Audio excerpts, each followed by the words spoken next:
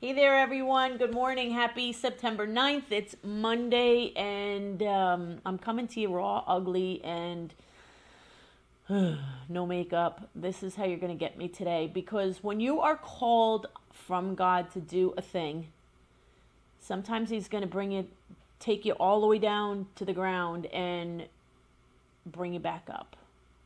And that has been my weekend. My weekend has been revisiting stuff from my past. I've been on this mission and all, but I've kind of been struggling with one, how to get myself where I need to be, how to do it, what I needed to do. So I hired a mentor. And folks, we all need to hire a coach. We all need to hire a mentor. We all need somebody who's going to help guide us through the process, who's already walked the walk. So I hired a mentor. She's fabulous.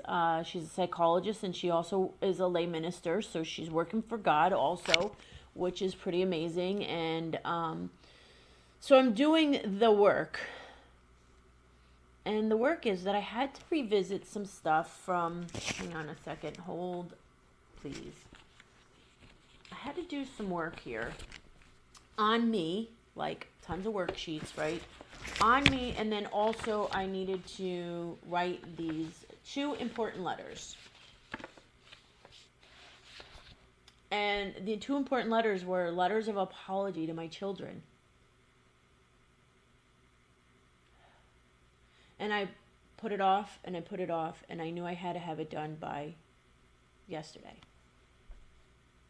And these are letters that you're going to hand them, you're going to give to them, you're going to have them read. It's not those letters that you're going to write to them and then burn them. I needed to do it. And I think this is a great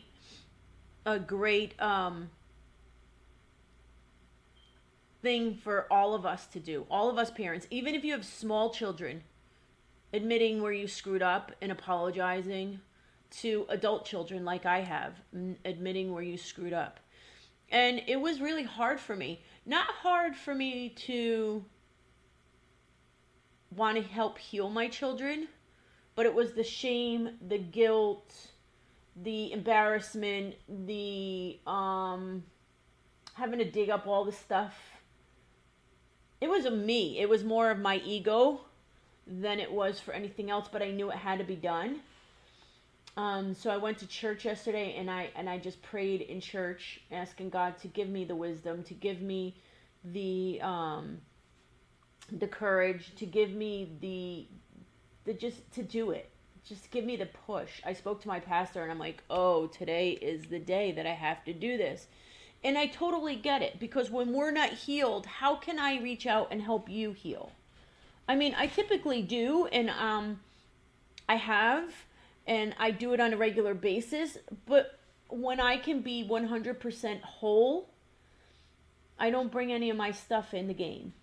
And typically I've learned not to, and how not to bring my stuff in, just to use my stuff as an example to show you that you can make it through. But I totally get why I need to do this. And it's sometimes like God will bring it from the pit to the palace. But my God, the pit is hell. It's hell. It is just hell, and I've had to do it. One of the things that I had to do is I had to take inventory on my thinking. What is in my thought? I had to describe situations that happened in my life, how I felt about it. What automatic thought about myself showed up? Did I feel like I was unlovable, that I was defective? Did I feel that I couldn't be trusted, or other people couldn't be trusted? How did I feel? And then what category did I pull it from? Did I feel defective to why they treated me that way, or my behavior? Did I feel unsafe? Bless you, Silas. That was my doggy sneezing.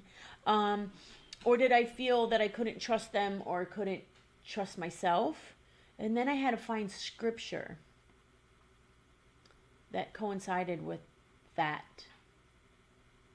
Yeah. And then I had to revisit how I felt.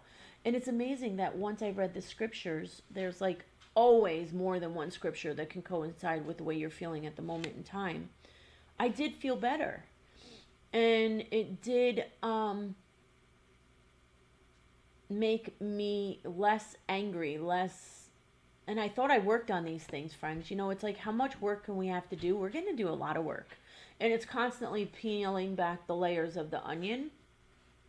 So I had to sit down and I had to do the task of writing these letters to my children.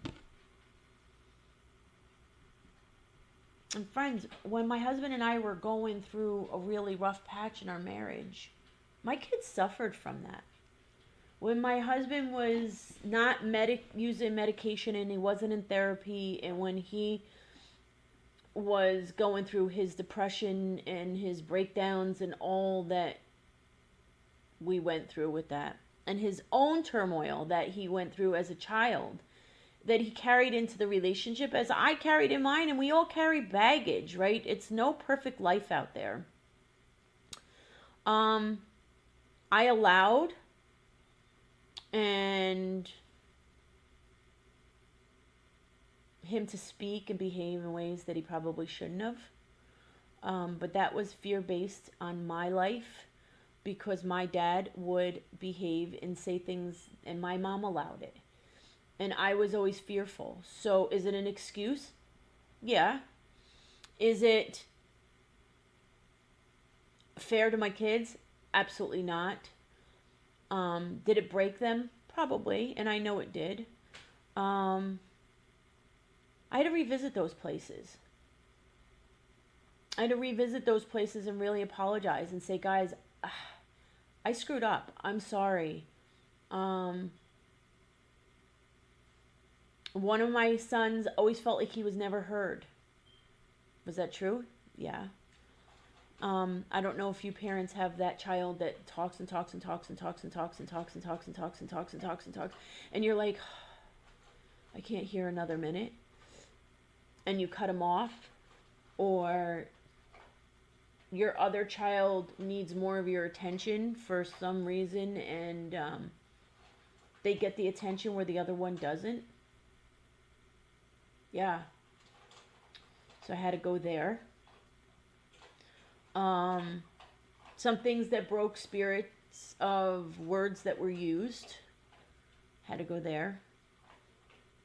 So yesterday was a day where I probably wanted to, and I really did want to just get into my bed, crawl up, pull my sheets over my head, and stay there and hope I never had to do this. But then as I was talking with God at church, he put it inside me and let me know that this wasn't just for me. This was my children to heal, to know that their mom is sorry. Now, my husband has to do his own bit. If he's going to write a letter, then he's going to write a letter. But I couldn't speak for him. I needed to just speak for me. And so I needed to do the letter. And I needed to do this not for me. I needed it to do for them. And do that for my grandchildren and my grandchildren after that, and the children in this generations, to break it now, to share that communication's important. How long did I go without communicating with my husband because we were in an ugly place? So it was easier for me to not communicate so we wouldn't have conflict. To not let my voice be heard because I'm going to be shut down, or it's not going to matter. So I did that to my own son. So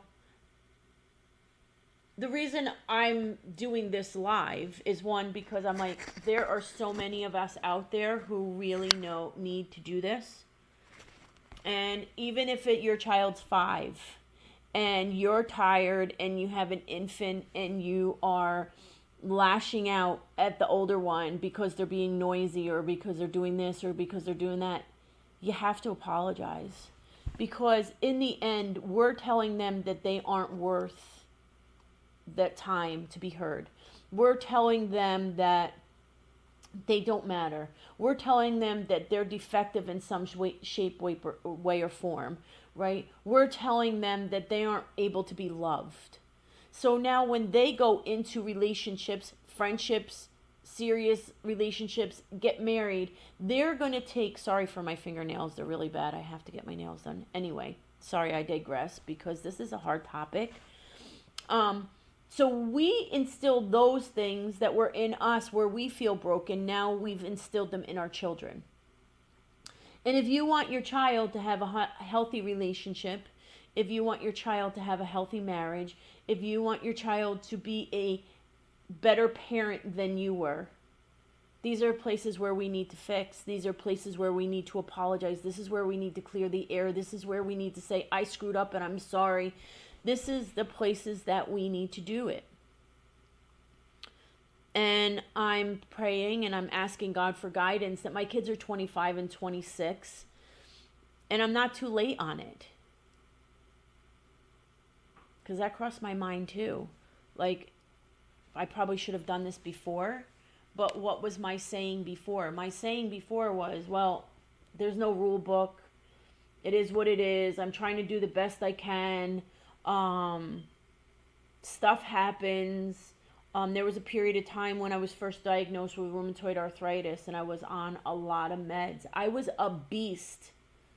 Steroids can make you turn into a monster. And I was a monster. And who was that to blame? The two that were with me all the time. My children. So, I had to do the writing. I did the writing. One hasn't opened it yet because I put it with his belongings that he left here. And he left the belongings and that with him. One did read it because it's not where I left it for him any longer. He hasn't spoken to me about it, but I will have a conversation with him regarding what I wrote, and if he has anything to add to it. If he doesn't, that's okay. If he wants to talk more about it, that's awesome. I will discuss it with him. If he doesn't, I will tell you this though. Last night when I put the letters out, I was kind of like a chicken. I put one under my son's stuff that he drinks before he goes to the gym, and he always goes to the gym later in the evening. So I put it there. And I knew my other son was popping in on his way home to pick up some stuff that he left here before he went back to his place. So I stuck it in there. And I knew they were both in the kitchen, and I knew they were both here, and I was upstairs, and I'm going to my husband. Oh my gosh, I have the worst headache. Oh my gosh, I can't believe they're down there. Oh my gosh, what do you think they're saying? Oh my gosh, do you think they're talking about it amongst each other? What are they saying? And my husband's like, just go down there and talk to them about it. And I'm like, no, I can't. Let them just digest it. Who can understand that? I was like a freak. I felt like I was 5, you know what I mean? I was like a wreck. And I had a miserable headache. I didn't sleep well, hence, look at these eyes. Yeah. Because I had a headache. And I was stressed over it. And it was my guilt. It was my shame. It was all of that compiled into one that was making me feel that way. So this morning, my son woke up. My husband was getting ready for work. And I was making coffee and things. And he never... Excuse that phone call, that phone again. I was never, I didn't bring it up. I didn't want to. And I saw my other son still sitting with his stuff. So I was like, oh, his hasn't been opened. I didn't see the other one. And I was like, oh. And I just like, Ben, you know what? I did it. I shared where I screwed up. I shared that I'm sorry. I told them all the things that I wish for their life. I prophesied over them what I want for them, what I believe for them, what I want. Prayed for them. I did all the things. And I can't do anything else. Honestly, I can't. So they either accept my forgiveness and they understand and we continue to grow from here. Or they have to have their process like I needed my process with my parents. So, oddly enough, I'm at peace today. I still have a little nagging headache and I have my coffee here, but I really don't think it's what I need. I think what I need to do is maybe just to do some yoga or just to meditate and just be in peace. Though I feel calm, I feel peaceful. My headache is in my eyes, so it could be just that I'm tired because I didn't sleep well last night, or my sinuses, whatever. I'm not going to make excuses. I'm not going to try to figure it out, but it is what it is. So here's my coffee. I'm going to have a quick sip, so hold on, please. But as I was saying, I hired this mentor. And the mentor is keeping me on task to go where I need to go and do what I need to do and to follow my purpose, my calling, my next step. And in order for us to grow and to move to the next level, we have to do the hard stuff. So what is the hard stuff that you're putting off, that you just don't want to deal with, that you just don't want to? Is it the letter to your children? Is it the apology note to somebody else? Is it the forgiveness of your parents or your childhood? What is the thing that you're putting off that's holding you back from your next step, to your growth, to your the next level with God, doing your purpose, doing your work? What's holding you stuck?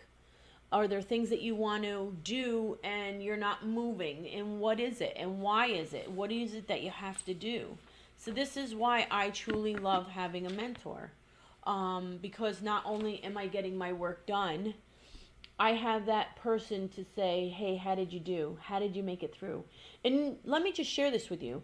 In between each letter, I literally needed to just have my husband hug me and hold me tight, because in those letters, it was really hard. I could have cried my eyes out. And this is another thing, friends, that I'm working on. Growing up, I was punished for crying. Some of you may be able to relate. I was punished for laughing. It's really hard for me to cry. I can feel it welling up inside, but I just cannot allow the tears to fall. And I'm learning that process. It's hard. It's hard. I'm learning the process, but I could have just cried for hours and I could have just stopped in the middle of it. But no, I did the one letter and I put it in the envelope.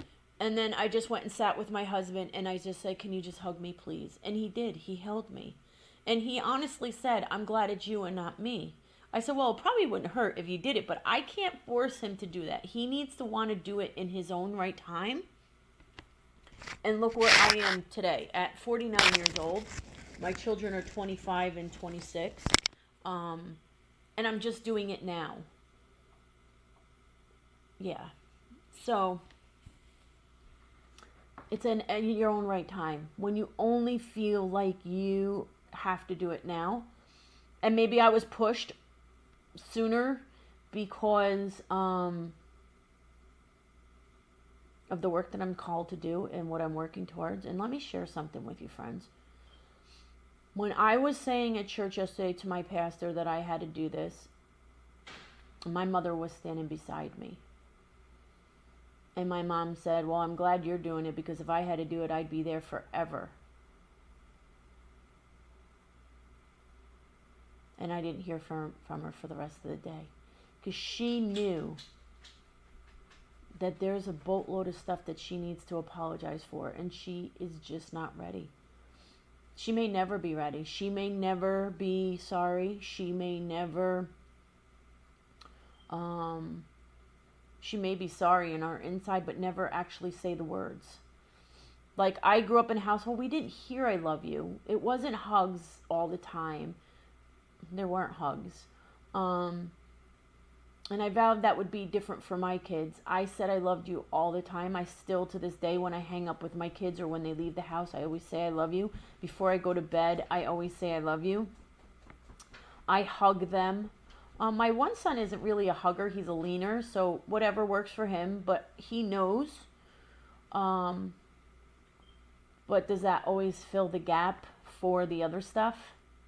No. But not hearing those words makes you feel that you have to work harder for somebody to love you. Because You don't hear it. Do they love you? Are you loved? Are you able to be loved? How many of you have struggled with that, right? How many of you have struggled with not hearing the words I love you, and then when you fall in love, or when you have a spouse, or when you have children, you try to do far and beyond more than what you could imagine to do because you want their love so bad. It's a struggle. My husband never heard the words I love you either from his family.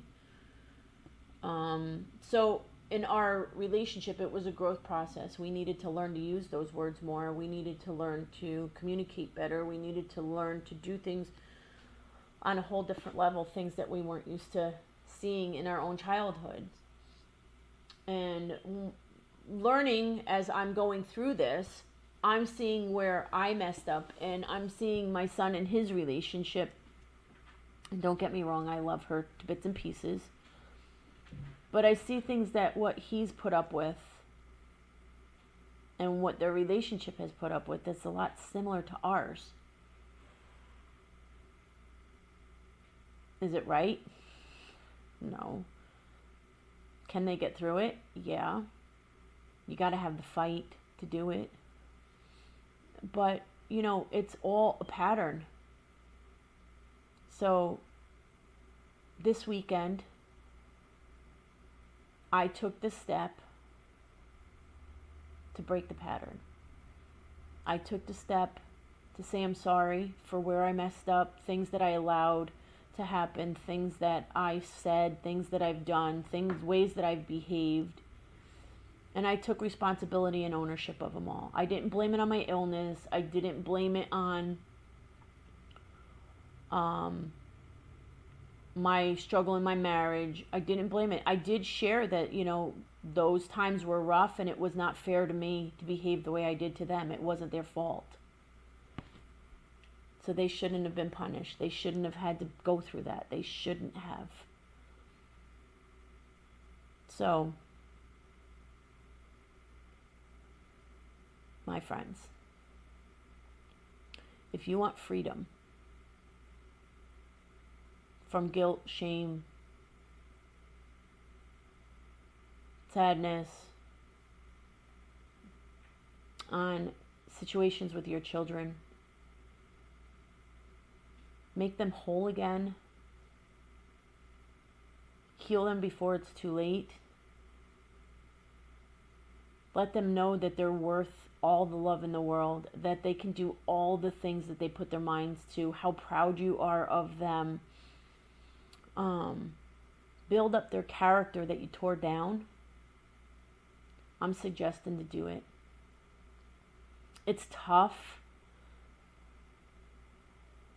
It's hard.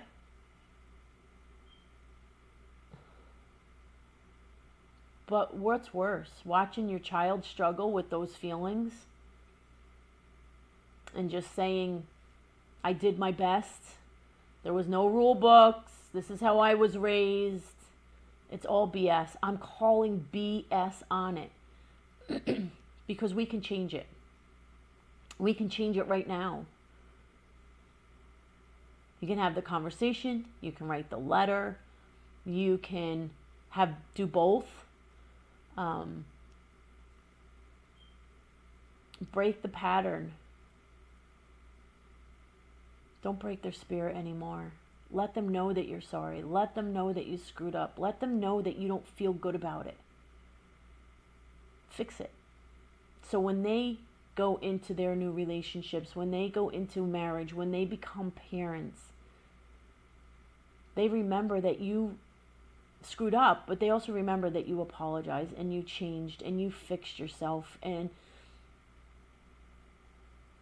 it is what it is, but it's not what it's supposed to be. So don't put you first, put them first. Heal you, yes. But I'm not going into this assignment as me saying I'm doing this for me, because I wasn't. I was doing it for my children.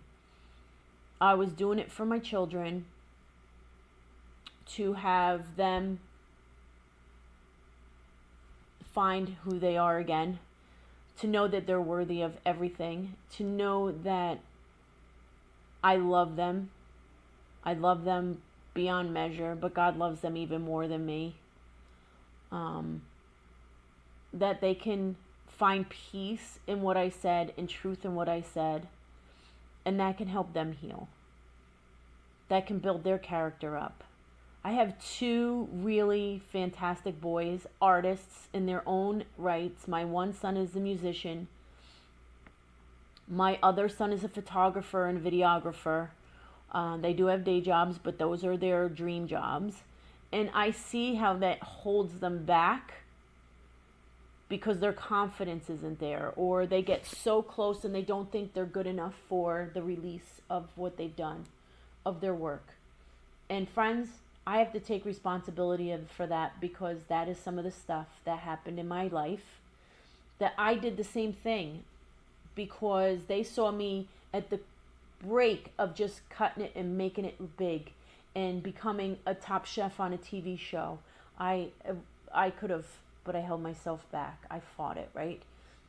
I was shipping gluten-free products around the country before gluten-free was there, like French baguettes, all the things. And I was this close and I stopped. I always got this close and I stopped. I'm not that girl anymore. I'm not doing it. The healing has begun and I'm not doing it. And I don't want that for them. They're 25 and 26. My God, they have so much time. So much time to move forward in their life. So, that being said, whatever it is that you know that you need to do to help heal your children, to help heal your family, to help heal your children's children and their children, and so on and so on. Write the letter, have the conversation. God's only going to bring you up from the bottom. Because I'm going to tell you something. I thought I was in the bottom. I couldn't go any further bottom than I was. And he brought me out. He brought me out. He brought me right to where I needed to be. In peace. And I know there's a shift happening. And I know he's healing my family. And you don't have to make your husband do it, or you don't have to make your wife do it. You do it. You do it.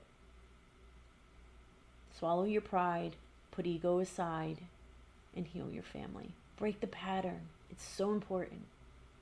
I'm praying for you all. I'm praying that you all do it in your time. But don't forget to do it for them. Okay? I love you all. Thanks for spending time with me. And as I continue to go on my journey here, I'm going to be messaging on here and sharing with it things that are really important that we need to do to grow. And if we're going to do our calling and walk in God and do what he's asking us to do, we have to just suck it up, pull our big girl panties or big boy panties on, and just do the work. Swallow your pride. It's for your kids. We'll do anything for our kids, right? We'll buy them anything they want. We'll let them get whatever they want. We'll take them wherever they want. But this is more important. This is better than anything you can buy them. Heal their hearts. Give them the freedom to love and live the way they were supposed to be, without any thinking that they're not worth it, or they're not able to be loved, or they're defective, or they are not in a safe place. Give them that. That's more important than anything else in the world. Love them back to life as you're loved back to life, okay? Until that, I'll see you again. And have a blessed week, a blessed day. And if you guys need prayer, just let me know. Reach out. Go to my website, MarinaCrispy.hnp.com, and message me. I love to hear from you. Follow me on Instagram, Marina Crispy. I love you all. Take care. Bye.